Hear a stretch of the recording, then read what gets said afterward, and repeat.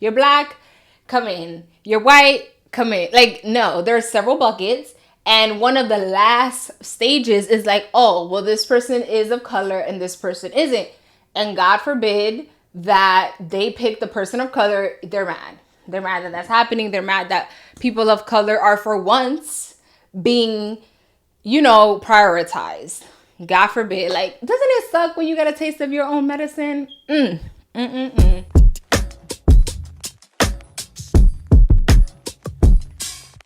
Hi you guys, welcome to a new Unreserved con Shay video. If you're new, bienvenido. If you're not, welcome back.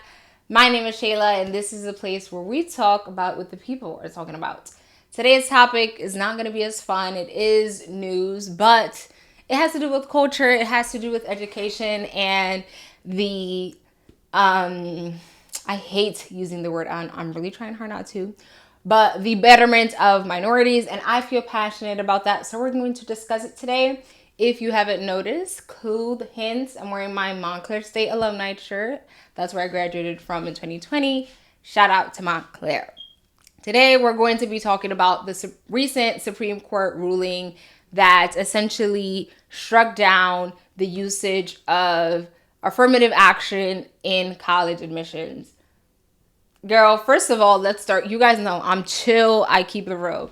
Affirmative action. This is so ghetto because I'm about to move this girl. It is what it is. Affirmative action essentially means a policy that is implemented in order to help minorities. That's it. I know it sounds like a big word, but in this case, in this ruling, a organization by the name of Students for Fair Admissions brought up a case against Harvard University and the University of North Carolina, alleging that because they used race as one of the categories or one of the things in an application, like race was considered in your application. And because of it, the organization is saying that Asian Americans were being diminished of opportunities.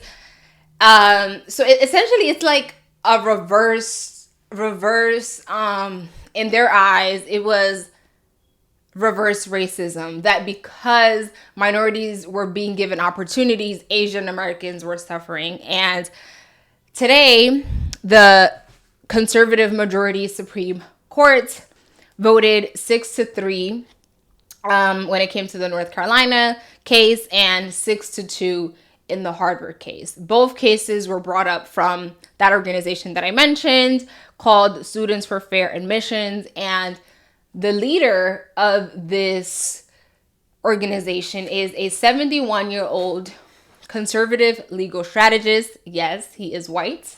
And he has been campaigning for decades to get rid of what he calls race-conscious university admission policies. So yeah, I'm laughing because when you have so much to say, I know I'm shining. It's just hot in here, girl. I think this is ridiculous, and it takes us back a quadrillion years. Number one, race being considered when you apply to college does not mean that your grades no longer matter, or that everything else does not matter. That the only thing that, you're black, you're Latina, boom, you in. No.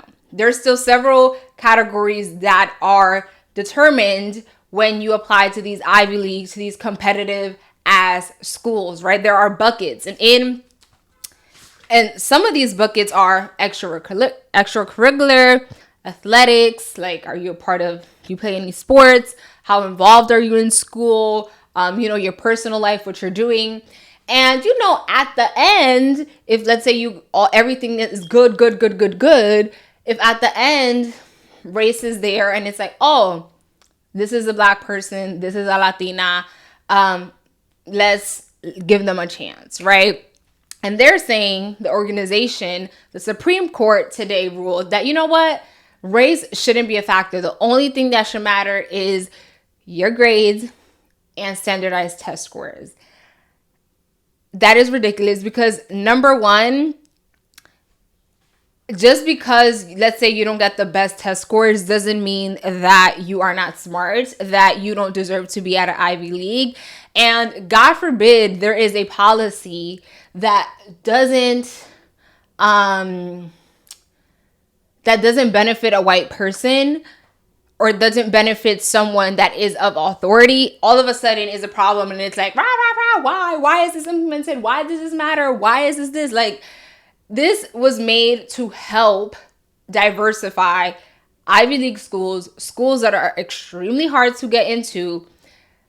And now the Supreme Court is saying, well, you need to figure out another way to diversify your schools, because just simply you knowing if someone is of XY race isn't the way to go. And I'm about to speak from personal experience now, right? So I was raised, right, by a single mother. It's hot. I'm sorry. I'm not even gonna lie to you. I was raised by a single mother. I mean, the idea of college was always a thing, right? Like, I knew I wanted to go to college because to me, I'm like, this is the only way that I'm gonna succeed, make it out, you know? So I did. I went to college, but the process was not easy. I didn't even know that FAFSA was a thing until like I had to go through it. I didn't have no one to help me with FAFSA. I didn't know that EOF was a thing. And, you know, let's say you're trying to apply to college, you know, EOF was something that I wish I would have known, because I could have gone to college for free, or not for free, but like, you know, gotten the assistance that I needed. But because I didn't have anyone around me that had gone to college or just could guide me. Yes, you have like guidance counselors or whatever, but it's not the same of like if your mom has gone to college, right? Or like if someone close to you had gone to college, that they can guide you, like, oh, this is what you have to do, this is what you don't have to do. And all of those things play a factor when it comes to you applying to these schools, right? Like, your race matters. Like, it is what it is. I hate this whole idea of like color blindness. Like, oh, what's the point? Why does it matter? It matters. Like, color blindness isn't the way to go. This man, the leader of this association that won this ruling, his idea, he thinks in his mind that color blindness is good, and that it is discriminatory to like, I don't even know how to put it into words because it literally makes no sense to me. He is saying that it is essentially racist to have race be a part of a college admission. But another factor that plays into these college admission is a legacy policy. And legacy policy essentially means like, oh, does this student have a parent that came here? Does one of the faculty members, are they related to the student? Like, these are also things that are a part of your college admission application, whether you realize it or not. It is. So that's okay if your brother is a professor here, and because you got connections, let's be real, that's nothing new. Connections will get you into doors. Trust and believe that's just how life works. But I feel like you being mad that a policy was made to help a minority group and not a white person is giving, like, God forbid, you know what I'm saying? Like, God forbid there is a policy that is meant to help help minorities. Now you mad. And his whole thing is, and by he, again, is this white man, Edward Blum. Edward Blum's argument is that the only thing that should matter are your standardized testing and your grade point average. And I am here to tell you, if you are raised with, you know, very successful parents, and they are able to afford you a tutor, someone that can help you with SAT scores, so they can buy you, you know, those little packages, fake tests that you pay online to like practice. Of course, those people are going to end up having higher test scores. Like, they are people that have been taking, let's say, the SAT, or just have help all the time, 24/7. You can't compare that to someone of a minority group. I'm gonna speak for myself because I've had it through experience. You're not gonna compare that to me and my situation, right? I'm a Latina, raised by a single mother. I literally would come home sometimes because I'm like, yo, I don't know how to figure this out. Like, thankfully, I'm talkative and I always ask questions, but like, when I get home, whatever I didn't know, I didn't know. I had to ask my teachers.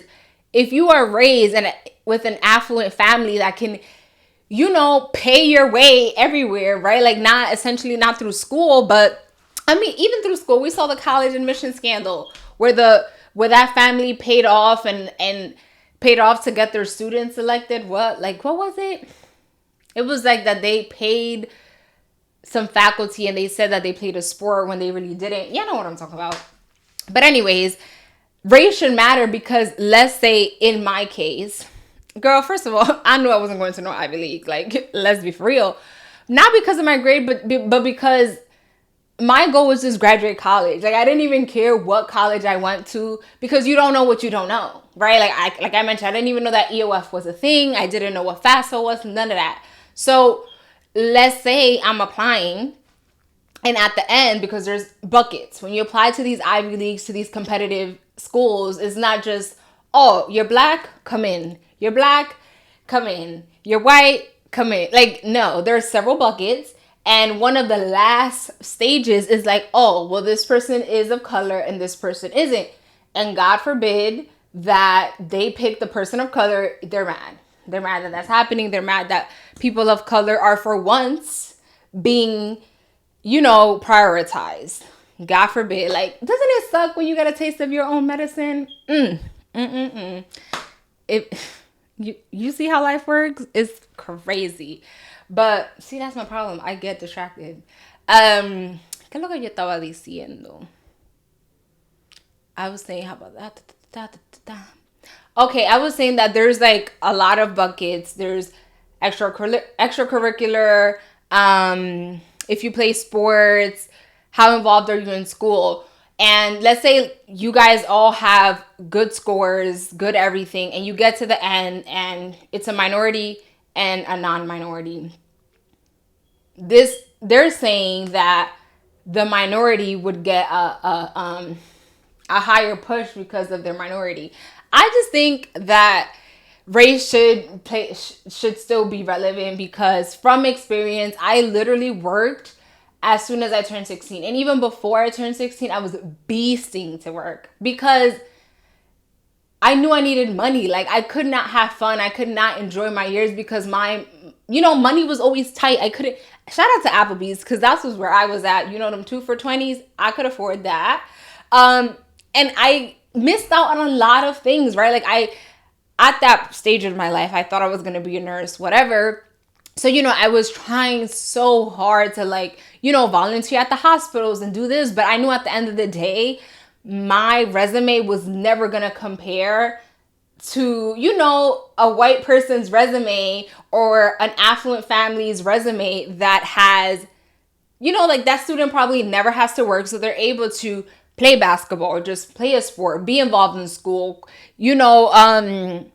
help out in communities and do this and do that. Like, of course they can do it. They have the time, they have the money. Like, you can't compare that to somebody that, let's say, yes, does have good grades, but their extracurriculars aren't as high. You know what I'm saying? They're not as involved in school. They're not class president. They're not this. Like, I would have wished to be able to do all those things. But guess what? I couldn't, not because I didn't want to, but because of, the circumstances I was raised into. Like, I didn't have the possibility to be involved in everything because I had to work. And money just took priority. It just took priority. And this whole situation just reminds me of, if I find the video, I'll insert it here. But like, in life, minorities, and again, if this is not your truth, it is what it is. But for me, I'm speaking for me. I have to work 80 quadrillion times harder just to get to a white person's starting point. Hey, line up. Line up. Everybody line up. We're about to race. Everybody line up. Shoulder to shoulder. Take off your backpacks. Basketball, line up. We're about to race. Hey, we are racing for a $100 bill. The winner of this race will take this. It's a $100 bill. Before I say go, I'm going to make a couple statements. If those statements apply to you, I want you to take 2 steps forward. If those statements don't apply to you, I want you to stay right where you're at. Take 2 steps forward if both of your parents are still married. Take 2 steps forward if you grew up with a father figure in the home. Take 2 steps forward if you had access to a private education. Take 2 steps forward if you had access to a free tutor growing up. Take 2 steps forward if you've never had to worry about your cell phone being shut off. Take 2 steps forward if you've never had to help mom or dad with the bills. Take 2 steps forward if it wasn't because of your athletic ability, you don't have to pay for college. Take 2 steps forward if you never wondered where your next meal was going to come from. I want you guys up here in the front just to turn around and look. Every statement I've made has nothing to do with anything any of you have done. Has nothing to do with decisions you've made.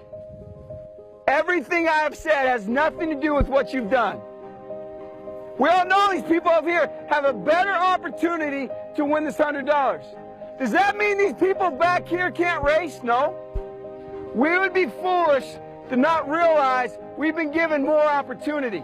We don't want to recognize that we've been given a head start.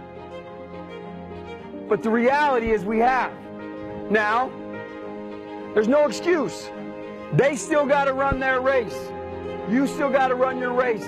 But whoever wins this $100, I think it'd be extremely foolish of you not to utilize that and learn more about somebody else's story. Because the reality is, if this was a fair race and everybody was back on that line, I guarantee you some of these black dudes would smoke all of you.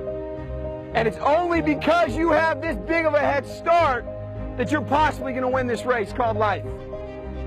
That is a picture of life, ladies and gentlemen. Nothing you've done has put you in the lead that you're in right now. When I say go, on your mark, get set, go!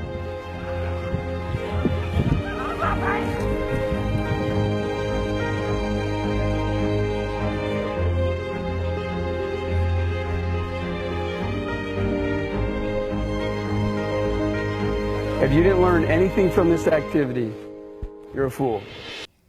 You know what I'm saying? Like, first of all, I came from Puerto Rico, which is a U.S. territory, but y'all know we don't get treated the same. I was raised by a very Dominican mother. Till this day, my mom knows like the basics of English. So I didn't even know, I had to learn the language. Let's start there. I didn't know anything. Nothing. I was raised without a car. And again, just simple stuff like that. The fact that I didn't have a car growing up, I couldn't go to all these things. Mind you, I didn't even go to an open house for Montclair State. Okay, I literally applied and just ended up going there. You know what? It's crazy. It's ridiculous. And it's sad that we're actually going back in 2023 instead of forward. And I know this is not for everybody, but I feel like it's very important to say that,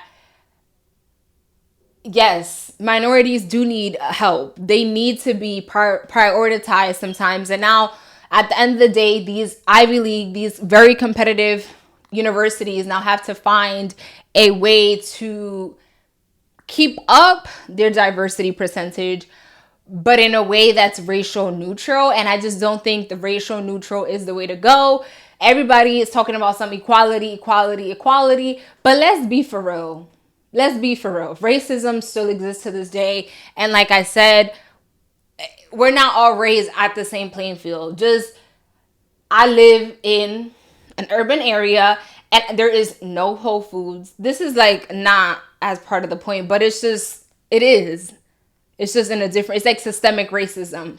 There is no Whole Foods, no Chipotle. All we have is McDonald's, Taco Bell. So just in like the simple fact of like health, right? Like minorities are not treated the same. And God forbid there was a policy to help minorities, you know, be a part of something that we should be a part of. People were mad. And all of a sudden they're like, oh, equality, racial, da da da da. Girl, shut. Please. Please. Anyways, you guys, comment down below how you feel about this ruling. Do you believe race should play a factor in a college application? Yes or no? Comment down below. I am here to read all your comments and see you next time. Bye.